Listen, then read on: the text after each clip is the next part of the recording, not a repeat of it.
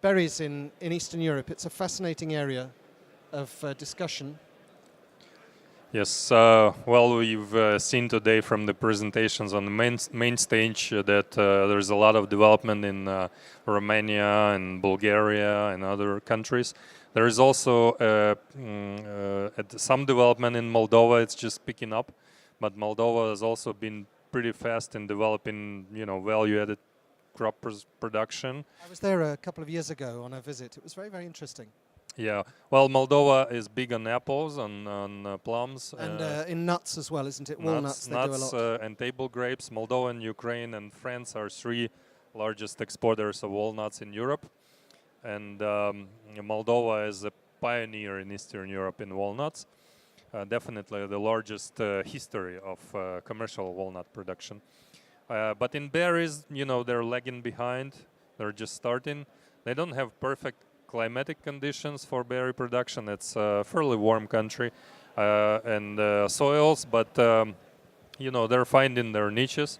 I think they'll be fitting well into the window between Italy and Poland, in terms of when their blueberries will come to the market. But it's in a distant future. There is a lot of development in Georgia as well, which is kind of further away. In Caucasus, it's mostly for the domestic market, but they increased their planting area by about 60% in 1 year. Next year may even double, so it's still very low base, but they will be exporters in no time. And are we seeing much in terms of the way the production is working? Is there a planning to it? Or is it just kind of people are growing because berries are the things that you should grow? Or is it kind of in response to a market demand? Well, in most cases, it's just a niche opportunity. But in Ukraine, all of the new production is specifically targeting the export market. So, Ukraine is already the third largest exporter of raspberries in Europe. If you only consider net exporters. Fresh, is that frozen? Fresh and frozen, if you take together, yes. It's Serbia, Poland, and Ukraine. And 3 years ago, nobody's heard about Ukraine at all as an exporter of raspberries. Now it's the third largest. But you see that, you're Ukrainian, you visit the country very often, of course, but you live in Rome. Yes. and have done for quite a number of years now.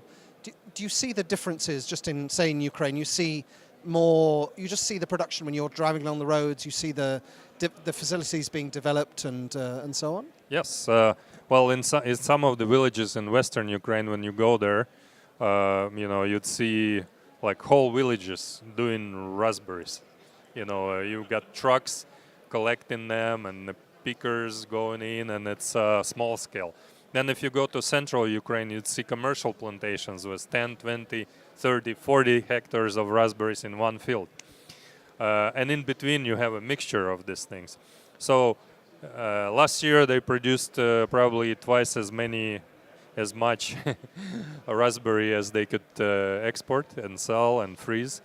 So a lot of it. And Andriy, sorry to interrupt you. Is it mostly small production, or is it well, bigger? It's a mixture. In the central part, it's large scale. In western part, it's mostly small growers. Yes. And a small grower would have like half a hectare, or yeah. That's even less than half a hectare. It would be an average.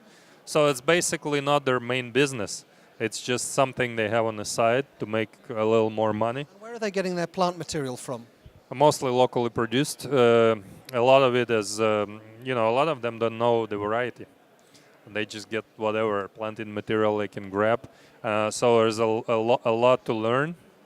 And they've learned it in a hard way last year because the production was so high that prices sometimes dropped below 40 euro cents per kilo. And, that made a huge difference in people's mind. They realized that, hey, you have to invest into quality, you have to be more productive, you have to even have freezing, at least somewhere nearby. So this, at the end of last year and starting this year, everybody's looking for freezing facilities, investing into freezing of raspberries. So next year, I wouldn't be surprised if we double the exports of raspberries from Ukraine, because they're planting more, but they're also investing into freezing facilities. What about this? The big issue is all about traceability and zero pesticides and stuff like this. How can you control that if you've got so many thousands of small growers who are growing such small plots? Well, luckily these growers don't use much or any pesticides, so for reasons of cost. Yeah, for the reasons of costs and also knowledge and access. So in a lot of cases, they could lose a plantation but still don't use pesticides. But it's certainly a challenge. We now have the most successful exporters, the ones that are commercial growers and also freezers. So it's a consolidated business model, and that's where most of our A-class exports are. And then we also have, wild berries. For many years, Ukraine has exported wild berries, and it's mostly blueberries. We also have cultivated blueberries as the most rapidly growing business, even faster than raspberries. And there you have full traceability usually. So it's a very interesting sector. We also have facilities and companies that are focusing now on drying, on sublimation, many different things. So there seems to be a kind of, discovering opportunities in the market and trying new things. But more generally, across Eastern Europe, are you seeing a kind of deliberate, approach to berries in terms of thinking about a business strategy, investing, looking at a return on the investment within a certain period, for it to be focused on the high end of the market in terms of taking advantage of the labor cost advantage you have there, and really looking at it being a business that one needs to get into in a coordinated way. What do you think? The short answer is no. You've got companies who do that, but they're rare. Mostly people are just looking at the current price and they think they can get it, and they're just planting like crazy. And do you think the way in which this might change is that we get people, as it were, making big, and at the end of the day, going to be big professional companies that want to make investments in Eastern Europe? How do we attract them to come to Eastern Europe? Because you've got so many advantages there in terms of good growing conditions, good soils, a very good labor force, cheap, relatively low cost compared to parts of Western Europe, and also a seasonality which can be quite advantageous, and also, as you said earlier, a tradition of berries that you have all across that part of the world. Well, we have to take care of investment climates in these countries to attract more investors. Just to give you an example of Georgia, Georgia is always among top 10, top 15 countries in terms of easiness of doing business. So they're pretty high in the rankings of investors. But then I think last year the government decided to ban sales of agricultural land to foreigners. So this move certainly didn't attract enough, new investors to the country. In Ukraine, the situation is improving, but it still is not very, very good for foreign investors because there is no land market. There are issues with rule of law and other things. So in general, it's up for investment climates. If investment climates, improved, we could have a lot more investments in these countries. And when you look at those areas where you see the most potential for stable growth over the next several years, presumably you'd be looking at those countries that are in the EU, so Romania, Bulgaria, or those countries that look like they're going to be part of the European Union, Serbia, and so on and so forth. Is that where you see the potential for growth in berries in particular? I would agree on Romania. I think Serbia is going to be changing their structure of the soft fruit business because it's dominated by raspberries and it's all freezing raspberries. Now they're looking into exporting fresh. So it's not so much the volume, it's just the change of the value chain, and and adding more value, basically, because if you export fresh, you can make more money. So maybe Serbia will be producing less raspberry, but they will be making more money out of it. But I think the major increase in terms of percentage growth will be happening in the non-EU countries, because they're more desperate for the growth. That's a growth that is planned, or you're saying that's a growth that is just happening because people are trying things and they want to try and get more volume to then trade in some way? Yeah, it's mainly because it's so saturated in the area of field crops like grains and oilseeds and everything.